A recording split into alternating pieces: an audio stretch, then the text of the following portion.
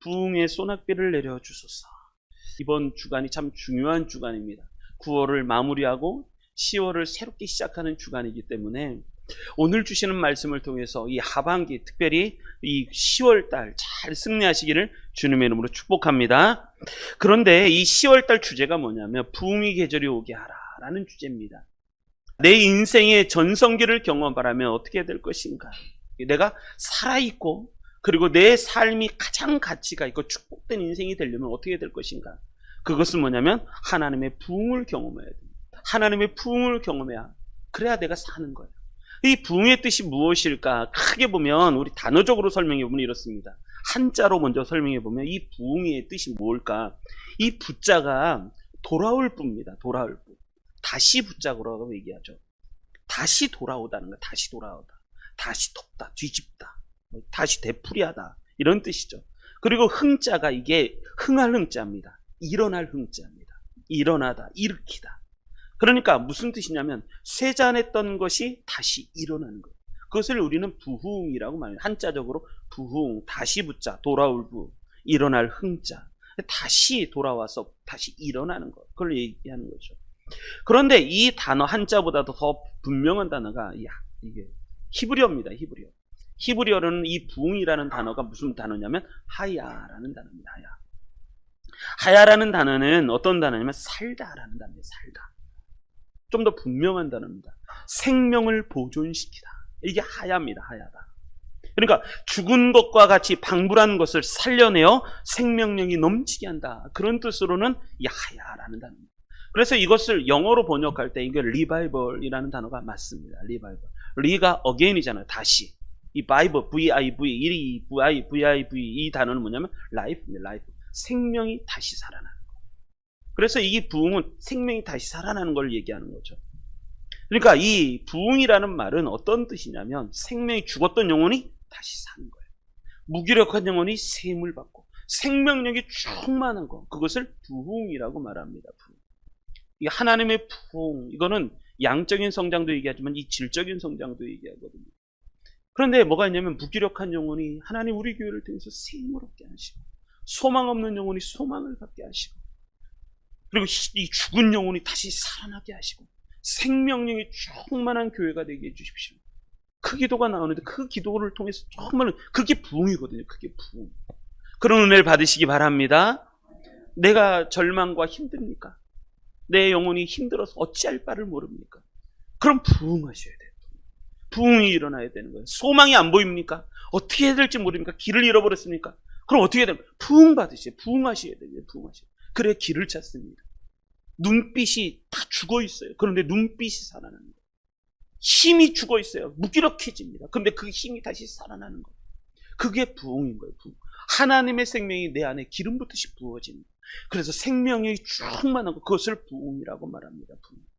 하박국 선지자는 그렇게 얘기하는 거죠. 하박국 선지자가 이걸 들었습니다. 여호와여, 내가 주께 대한 소문을 듣고 놀랐나이다. 여호와여, 주는 주의 일을 이 수년 내에 부흥하게 하옵소서. 이 수년 내에 나타내시옵소서. 진노 중에라도 긍휼을 잊지 마옵소서. 그렇게 기도한 것이 하박국입니다. 이것을 가장 잘 보여주는 예가 누구냐면 엘리야입니다. 엘리야는 구약 선지자의 대표적인 선지자가 엘리야입니다. 엘리야는 크게 그 인생을 이렇게 돌아보면 그 두 가지 체험을 하는데, 첫 번째가 뭐냐면 갈멜산 체험입니다. 갈멜산 체험. 그리고 두 번째가 이게 이제 두 번째가 은혜입니다. 이것이 소낙비 체험입니다. 소낙비 체험. 사실은 이 갈멜산은 이건 전조입니다. 전조. 이 갈멜산 850대 1로 싸우는 것은 이건 회개와 성령의 불을 얘기하는 거거든요. 그런데 이건 전조입니다. 무엇을 위한 전조냐면 이 소낙비가 내리는 전조입니다. 이 엘리야 이 갈멜산은 그 사이에 모였던 이스라엘 백성들과 어둠의 영과의 싸움을 얘기합니다. 근데 이 소낙비는 그냥 단순히 소낙비가 아니라 전 세계를 덮는 소낙비입니다. 전 세계. 왜냐하면 엘리야가 처음 하나님 앞에 부르심을 받았을 때 하나님이 주신 메시지가 뭐냐면 이 세상에 비를 그치게 하겠다. 이 세상에 비를 내리지 않게 하겠다는 거예요. 그래서 세상이 말라가기 시작합니다. 비가 내리지 않으니까 더군다나 사막지역 중동지방에 비가 내리지 않으니까 모든 것이 말라내리기 시작합니다. 6개월이 지났습니다. 6개월이 지나니까 그리 시내가에 숨었던 엘리야가 거기서 떠던 골짜기에 물을 마시고 살았는데, 하나님께 먹을 것을 하나님께서 공급하셔서 먹고 그리고 물을 마시고 살았는데 그 골짜기의 물조차도 말라갑니다. 6개월이 지났습니다. 그리고 아직 3년이라는 더 긴 시간이 있었습니다. 3년이라는 시간 동안 비가 내리지 않는 거예요. 전 세계도 이스라엘에 비가 내리지 않는 거예요. 그러니까 엘리야의 가장 큰 체험 중에 하나가 뭐냐면, 이 갈멜산 체험도 있었지만 이 소낙비 체험, 이게 하나님이 주신 뜻입니다. 그래서 하나님께서 이 드디어 때가 됐습니다. 그래서 모든 이스라엘 백성들을 갈멜산을 모아라. 바알 선지자, 아세라 선지자 850명을 다 모아라.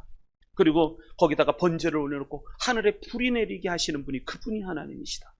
니들 기도해봐라. 나는 우리 하나님께 기도할 테니까 누가 불을 내리게 하시는지 보자.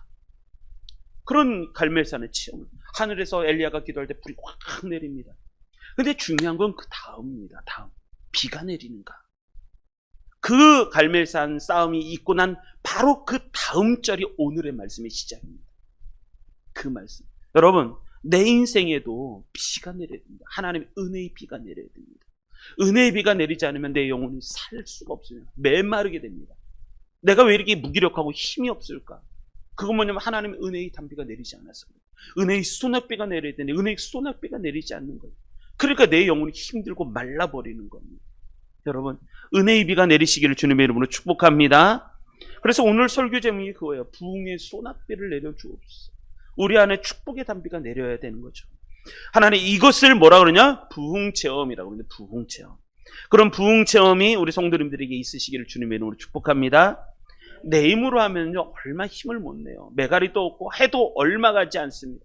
그런데 하나님이 주시는 부흥의 은혜가 임하기 시작하면 다 모든 것을 이겨나갈 수 있는 힘을, 하나님이 능력을 주시는 거예요. 오늘 말씀을 통해서 이 부흥 체험이 있으시기를 주님의 이름으로 축복합니다. 자, 그러면 부흥의 체험이 있으려면 어떻게 될 것인가?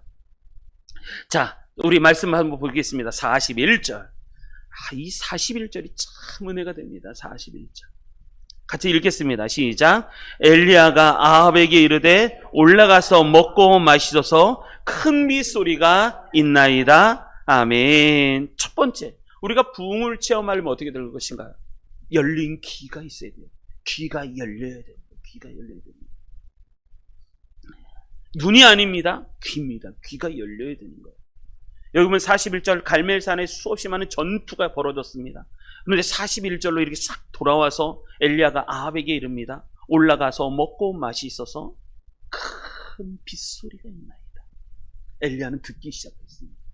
빗소리가 들리기 시작합니다. 세상은 메마릅니다. 여러분, 이것이 은혜입니다. 세상은 확 메말랐고 하나님의 은혜와 생명이 없습니다. 하나님이 그 생명을 끊어버렸거든요. 비가 내리지 않습니다. 그런데 엘리야는 듣기 시작합니다. 큰 빗소리가 들립니다. 큰 빗소리가 있습니다. 당신은 빨리 내려가십니다. 부흥은요, 사람이 일으키는 게 아닙니다.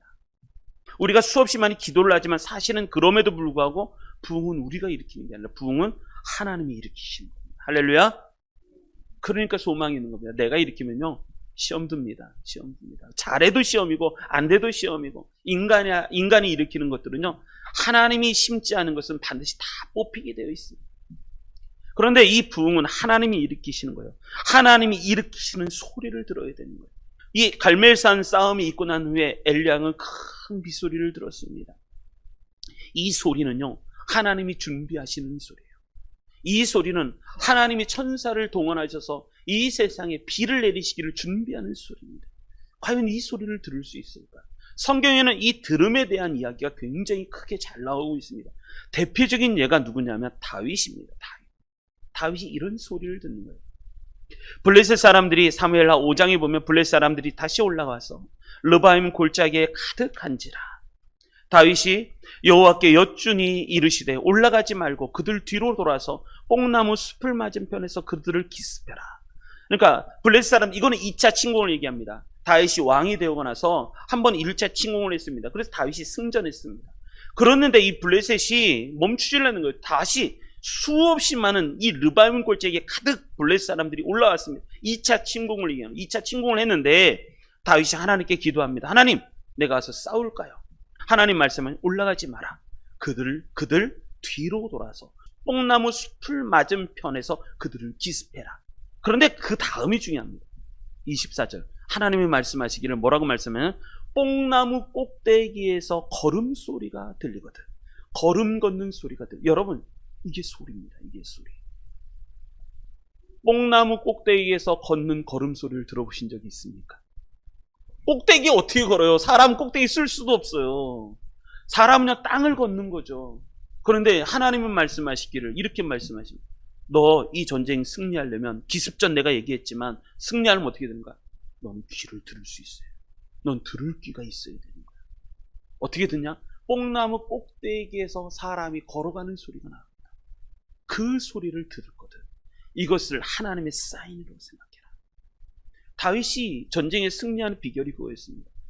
하늘 이 뽕나무 꼭대기에서 걸어가는 걸음소리를 들은 거예요.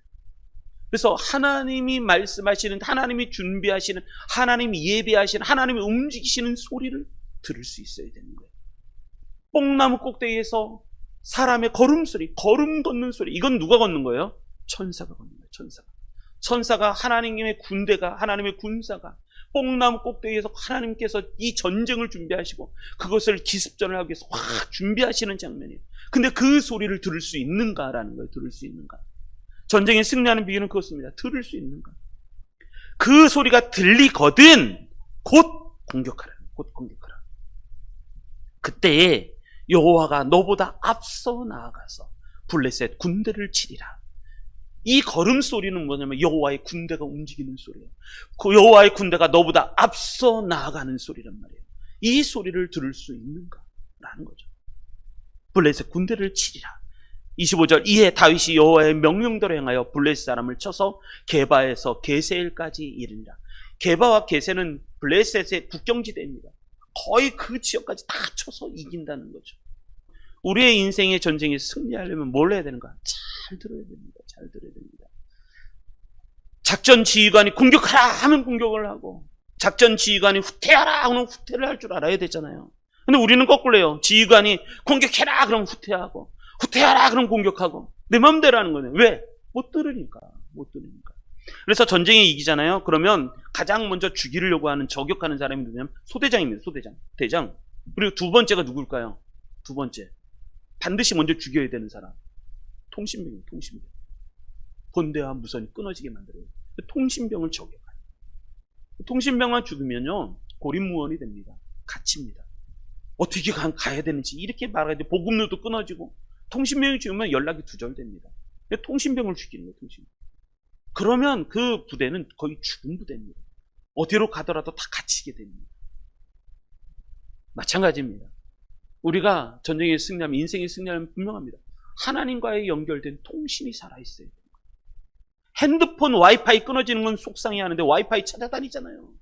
그런데 뭐냐면 하나님과 연결된 이 영적인 통로는 이게 막히든 뚫리든 상관이 없는 거예요. 내 인생에 관심이 없어요. 관심이. 그게 열려야 되는 거예요.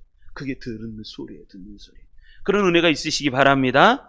성경이 좀 더 말씀을 보면 이렇습니다. 예수님께서 말씀해 요한복음 5장 25절 이렇게 말씀하십니다. 진실로 진실로 너희에게 이르노니 죽은 자들이 하나님의 아들의 음성을 어떨 때? 들을 때입니다. 들을 때. 죽은 자들이 하나님의 아들의 음성을 들을 때가 원하는, 들을 때가 있답니다. 그때에 곧 이때라. 듣는 자는 어떻게 하리라? 살아나리라. 하나님의 지금 이렇게 선포되는 이 말씀을 들을 때 내 영혼이 살아나는 거예요. 살아나는 거예요. 마음 빼앗기시면 안 돼요. 마음이 혼란하시면 안 돼요. 하나님의 말씀이 내 안에, 내 영혼에게 들릴 때, 그러니까 내 마음으로 들어야 되는 거예요. 말씀을 귀로만 들으면 안 돼요. 그 말씀이 내 마음에 와서 부딪혀야 되는 거예요. 부딪혀야죠. 그래야지 내 영혼이 살아나는 거예요. 영혼이 살아나는 거예요. 들을 때, 그 음성을 들을 때 죽은 자들이 살아나리라. 듣는 자가 살아나리라. 그뿐만 아닙니다. 에스겔 골짜기에서 마른 뼈 환상의 이야기도 마찬가지입니다. 내게 이르시되 너는 이 모든 뼈에게 대언하여 이르기를. 대언하라는 거예요. 대신 전하라는 거예요. 대신 말하라. 너희 마른 뼈들아 여호와의 말씀을 어떻게 하라? 들을지어다. 여호와의 말씀을 들으라는 거예요. 들으라. 주 여호와께서 이 뼈들에게 이같이 말씀하시기를 내가 생기를 너에게 들어가게 하리니 너희가 살아나리라. 너희 위에 힘줄이를 두고 사리를 입히고 가죽으로 덮고 너희 속에 생기를 넣으니 너희가 살아나리라. 또 내가 여호와인 줄을 너희가 알리라 하셨다 하라. 아멘. 듣는 거예요. 듣는 거예요. 마른 뼈라도, 아무리 마른 뼈 같은 인생이라고 하더라도, 마른 뼈가 뭐예요? 백골이잖아요. 백골. 말라서 삐쩍 말라서 한 뼈잖아요. 한 뼈. 그런데 그 뼈들조차도 하나님의 말씀을 들을 때 살아나요. 하나님의 말씀이 잘 들리고 계십니까? 하나님의 말씀이 들리고 계십니까? 하나님의 말씀이 내 마음에 탁 와서 부딪히고 있습니까? 아니면 하나님의 말씀이 와서 부딪히기보다는 내 귀에 들어오기도 힘든 거예요. 이러면 못 살아나요. 하나님의 말씀이 잘 살아나도록 하십시오. 예배를 준비하는 자세는 분명합니다. 미리 와서 하나님, 내가 들을 수 있는 귀를 하나님 허락하여 주시고, 그래서 이 말씀을 들을 때 내 심령이 살아나게 해주십시오. 은혜 받는 건 두 가지 이유입니다. 두 가지 이유. 첫 번째는 목사님의 말씀 준비입니다. 예배 준비. 철저하게 목사님의 말씀 준비, 예배 준비가 정말 필요합니다. 그래서 제가 말씀을 목숨 걸고 준비를 하는 거예요. 그런데 그것도 반입니다. 반. 또 한 가지는 우리 성도님들이 들을 수 있는 자세, 들을 수 있는 귀가 있는가라는 겁니다. 어떤 사람은 듣고 어떤 사람은 왜 못 듣습니까? 자세가 다른 거예요. 들을 수 있는 귀가 열려있느냐 안 열려있느냐, 그 문제인 거예요. 그래서 예수님 말씀하시잖아요. 들을 게 있는 자가 뭐하도다? 복되도다. 복되도다. 들을 게 있는 자가 복된 거예요. 복되도다. 요한계시록에 보면 이렇게 얘기합니다. 요한계시록에 세상에 있는 7교회를 대표하는 7교회가 나오잖아요. 근데 이 7교회는 하나님이 공통적으로 하신 말씀이 있어요. 이게 7절입니다. 7절부터 7교회마다 끝날 때마다 하신 말씀이 똑같습니다. 말씀이 똑같습니다. 귀 있는 자는 성령이 교회들에게 하시는 말씀을 들을지어다. 들을지어다. 귀 있는 자는 성령이 교회들에게 하시는 말씀을 들을지어다. 7교회마다 공통적으로 하셨던 말씀이 그 말씀입니다. 귀 있는 자는 하나님의 말씀, 성령이 교회들에게 하시는 말씀을 들을지어다. 우리가 성경을 읽잖아요. 그때 읽는 것이 아니라 이거 사실 또 듣는 겁니다. 성령이 내게 주시는 말씀을 듣는 거예요. 읽으면서 듣는 거예요. 읽지만 읽는다고 이게 머릿속에 지식으로만 들으면 안 되는 거예요. 말씀을. 이 말씀이 내 귀에 들려서, 이게 들려서 내 마음을 울려야지 되는 거예요. 이게 성경 말씀을 읽을 때에도. 그래야 그 말씀이 은혜의 말씀이 되는 거예요. 은혜의 말씀이. 로마서도 마찬가지죠. 로마서 우리가 그 유명한 구절 한번 읽어볼까요? 17절 읽습니다. 시작. 그러므로 믿음은 들음에서 나며 들음은 그리스도의 말씀으로 말미암아 느니라. 아멘. 믿음은 뭐에서 나고요? 들음에서 나고 들음에서 나고. 그래서 참된 부흥은요, 분명합니다. 참된 부흥은 내 마음에 하나님이 역사하시는 소리, 하나님이 내게 말씀하시는 그 소리를 듣는 것부터 시작합니다. 그게 부흥의 시작입니다. 부흥의 시작. 큰 빗소리를 듣고 있는가. 하나님의 음성을 잘 들으십시오. 그래야 내 생명이 살아나, 내 영혼이 살아나 힘을 얻습니다. 자, 그런 은혜가 있으시기 바랍니다. 자, 두 번째 42절부터 45절 읽겠습니다.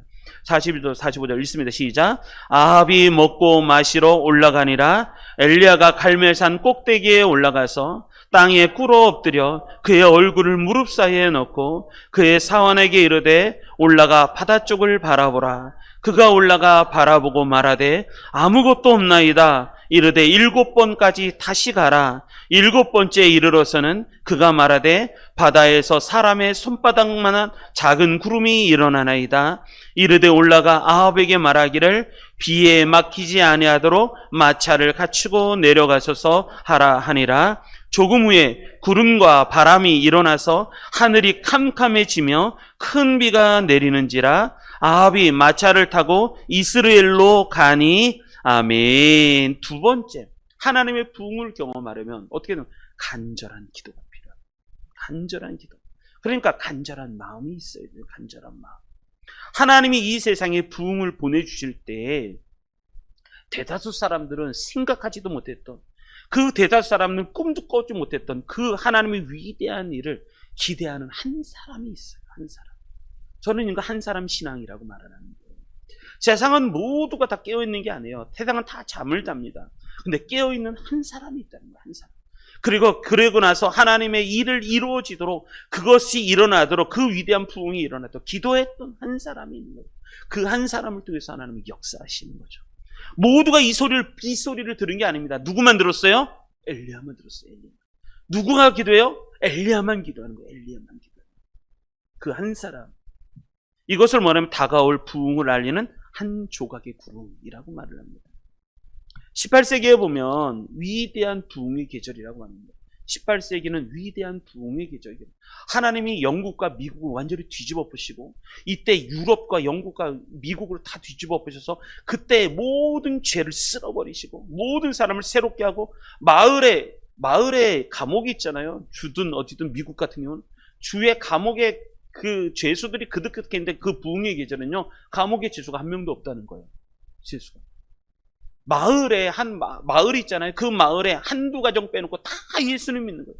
예전엔 그렇게 술집이 가득하고 그렇게 사람이 타락하게 가득하고 노는 것 가득하고 그런 것이 가득했는데 하나님의 부흥이 임하고 나서는 술집도 문을 닫아요. 왜? 장사가 안 되니까. 그걸 18세기의 위대한 부흥의 계절이라고 말합니다.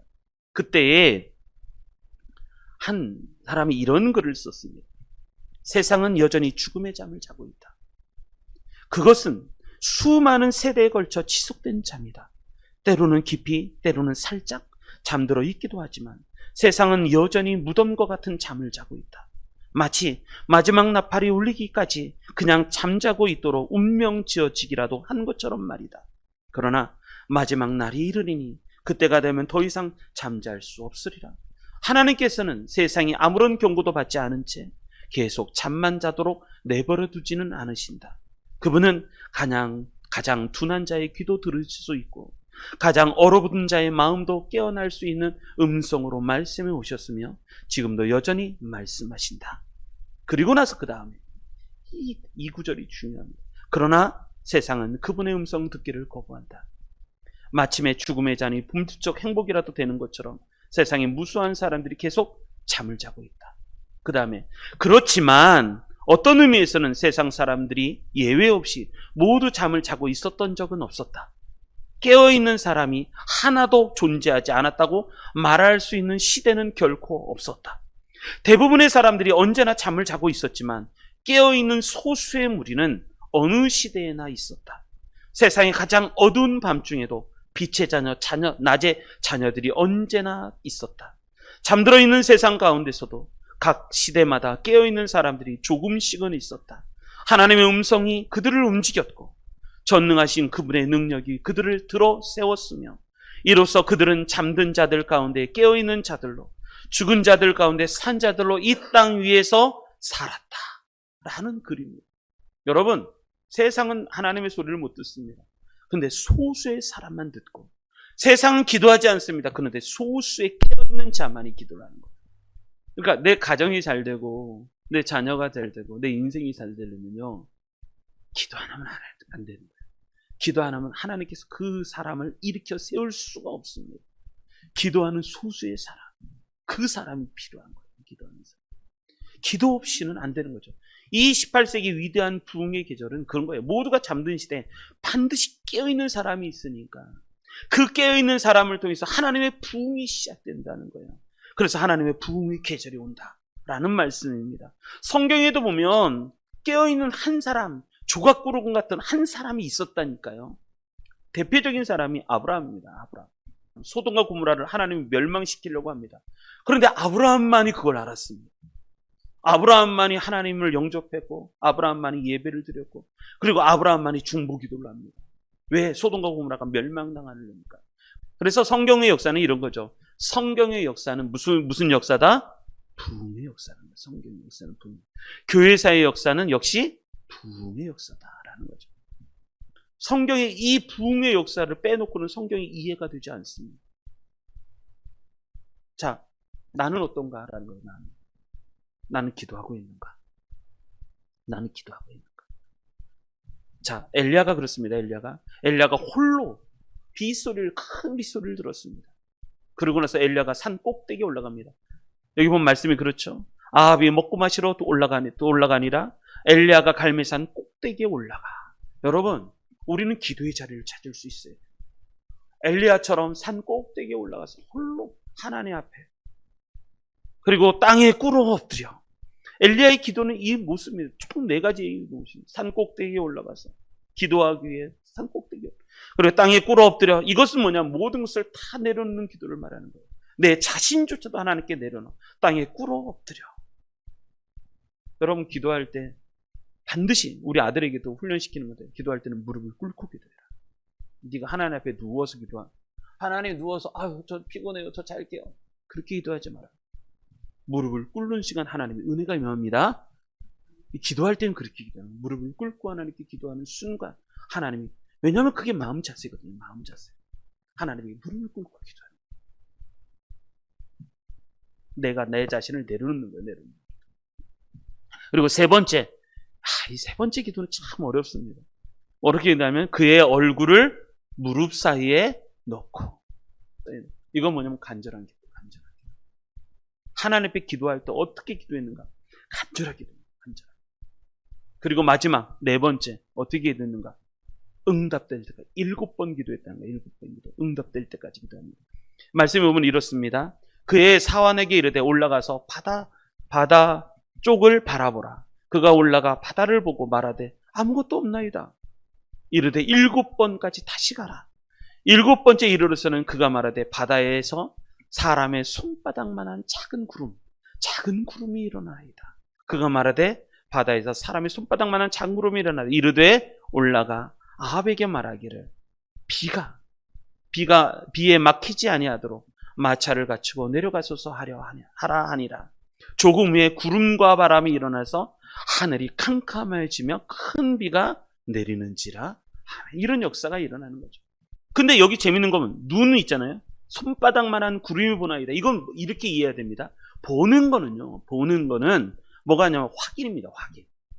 내가 보고 믿는 게 아니라 듣고 믿고, 그리고 손바닥만한 구름이 보나이다. 이건 뭐냐면 내 기도에 응답이 되었다는 것을 확인하는 과정이 이게 손바닥만한 구름이 보는 거예요. 여러분 보는 것부터 시작하는 게 아니라 듣는 것부터 시작하는 거예요. 듣고 보는 거는요. 하나님의 응답이 이제는 됐다라는 것을 확신하는 게 보는 겁니다. 보는 거. 그러니까 눈은요. 하나님의 역사를 확인하는 도구가 눈입니다. 눈부터 시작하지 않아요. 보는 것부터 시작합니다. 보는 것부터.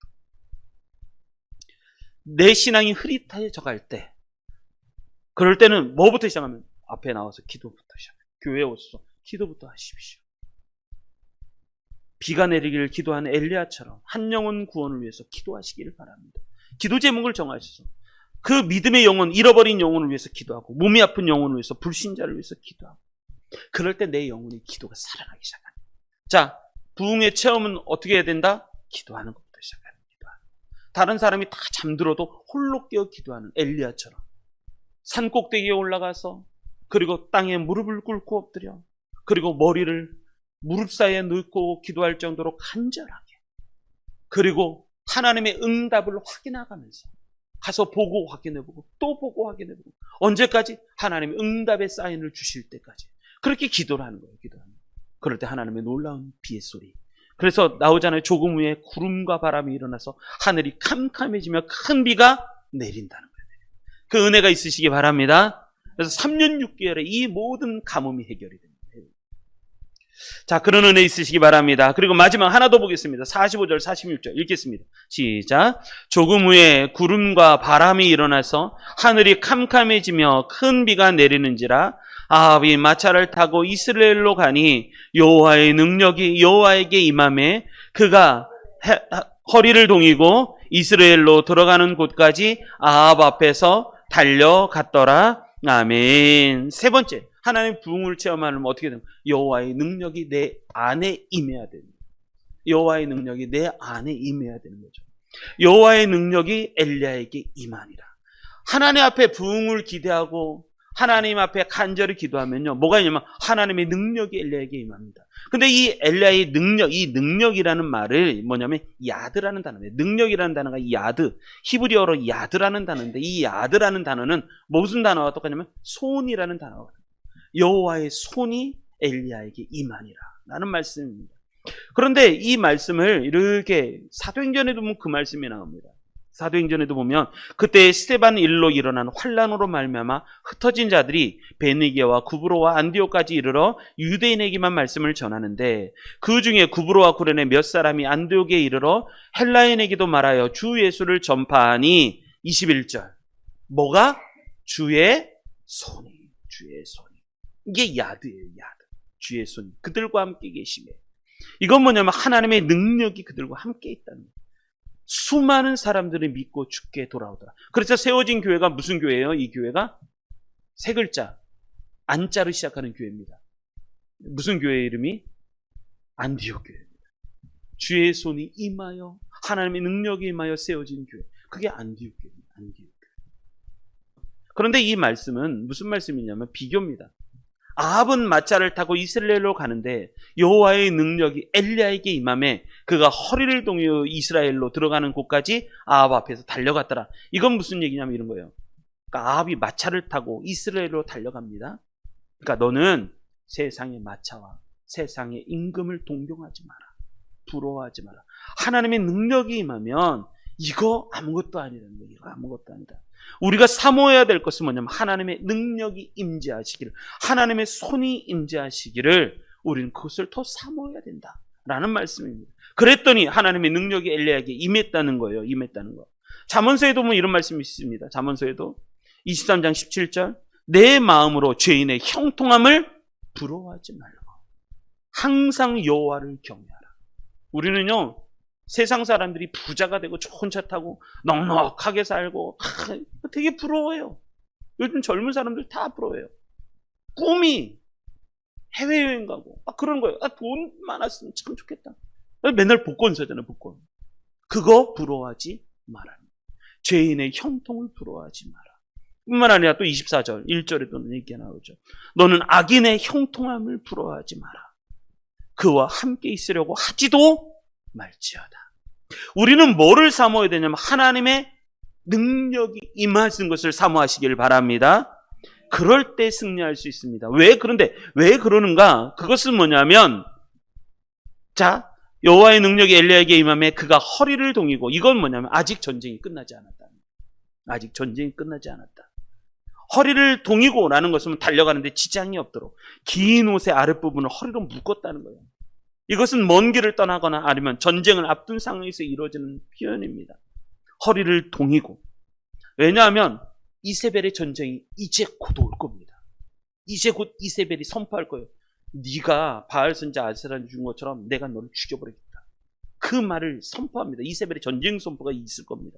그렇기 때문에 우리는 성령의 은혜가 임하시길 바랍니다.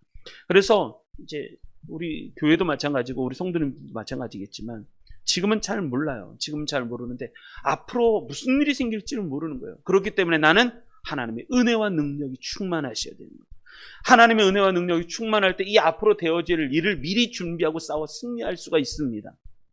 세상은 내 계획대로 안 되는 거예요. 내 뜻대로 안 되게 되어 있습니다. 예상치 못한 일이 막 벌어집니다. 그거 어떻게 이겨요? 하나님의 능력과 은혜가 충만해야지 이겨나가는 거죠. 그래서 너희는 성령이 임하기를 기다려라. 예수님 말씀하시는 거죠. 그럴 때 승리할 수가 있다라는 말씀입니다. 하나님의 능력으로 무장하시길 바랍니다. 그래야지 영적 전쟁에서 승리할 수가 있습니다. 그리고 나서 달려갈 수 있는 허리를 동이고 이스라엘로 들어가는 곳까지 아합 앞에서, 그러니까 아합 앞에서라는 말은 뭐예요? 아합보다 먼저라는 말이에요. 아합보다 먼저.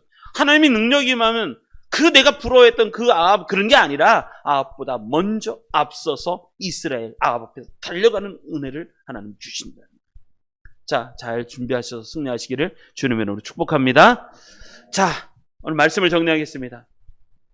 내 인생의 전성기를 경험하려면 어떻게 될 것인가? 부흥을 치릅니다. 그래서 10월 달에는 주제가 부흥의 계절이 오게 하라. 10월에는 우리 성도님들에게 부흥의 계절이 오시기를 주님의 이름으로 축복합니다.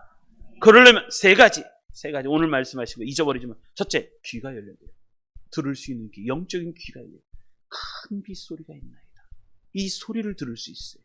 두 번째, 부흥을 경험하려면 간절한 기도가 필요합니다. 기도 없이는 안 됩니다. 기도 없이는 하나님의 역사가 일어날 수가 없습니다. 간절한 마음으로 간절히 하나님께 기도하시고, 세 번째, 여호와의 능력이 내 안에 임해야 됩니다. 그래야 세상을 승리할 수 있습니다. 앞으로 전쟁이 일어날 건데 그 전쟁을 승리할 수 있는 비결은 여호와의 능력이 내 안에 임해야 됩니다. 자, 부흥의 소낙비가 우리 성도님들에게 임하시기를 바랍니다. 그래서 이 10월달 잘 승리하셔서 부흥의 계절을 체험하시는 우리 성도님들 되시기를 주님의 이름으로 축원합니다.